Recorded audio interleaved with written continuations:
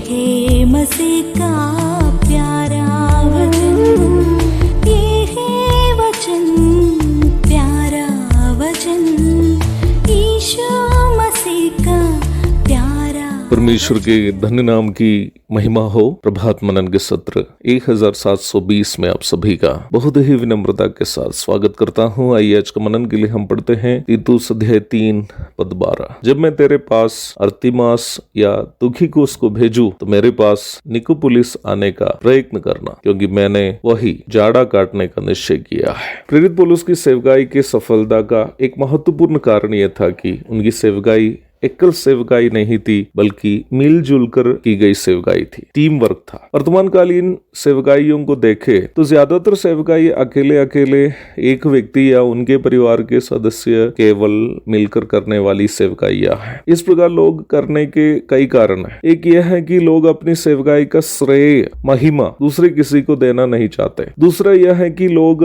डरते हैं कि सेवा कार्यों में दूसरे लोगों को सहभागी बनाने पर सेवाओं से मिलने वाली आर्थिक या अन्य फायदों को दूसरे लोगों के साथ भी बांटना पड़ेगा। इस वजह से सेवा करने वालों में भी ज्यादातर लोग सेवकाइयों को अपनी ही सीमाओं में सीमित रखना पसंद करते हैं। परंतु इस प्रकार के स्वार्थ भावनाओं से सेवकाइयों को सीमित रखने के प्रयास से क्या होता है, सेवा जितनी बढ़नी चाहिए उतनी बढ़ती नहीं है। परंतु पौलुस की सेवा करने की शैली इस प्रकार की नहीं थी। उनकी शैली बिल्कुल यीशु मसीह की सेवा करने की शैली के समान थी। यीशु मसीह की भी सेवा टीम वर्क था। व्यक्तिगत प्रार्थना और क्रूस की मृत्यु छोड़कर प्रभु की अन्य सभी सेवा कार्यों में उनके संग उनके लोग अर्थात प्रेरित लोग और अन्य कई लोग जिनमें महिलाएं भी थी शामिल थे। प्रभु यीशु मसीह की सेवा कार्यों में उनके प्रेरित गण अविभाजित हिस्से थे। प्रेरित पौलुस भी यीशु मसीह के द्वारा दिखाया गया वही नमूना अपनी सेवकाई में लागू किया। तीतुस की पत्री की परिसमाप्ति की ओर हम बढ़ने के इस वक्त भी पौलुस की सेवकाई में लागू किया गया इस आध्यात्मिक सच्चाई को कि सेवकाई टीम वर्क है, स्पष्ट रूप में हम देखते हैं। तीतुस को यह पत्री संभवतः पौलुस ने कुरिन्थ या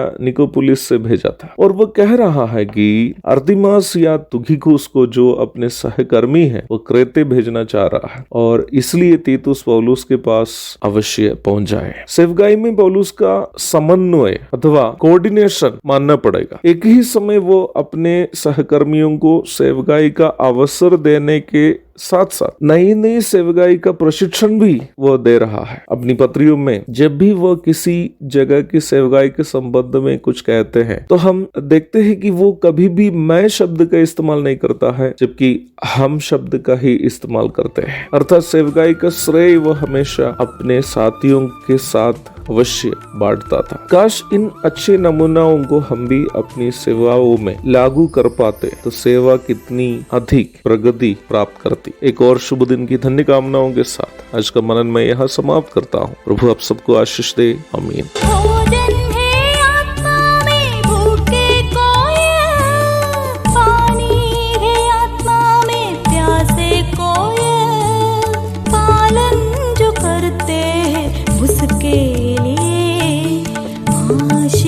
पाने का साधन है ये है वचन, प्यारा वचन, यीशु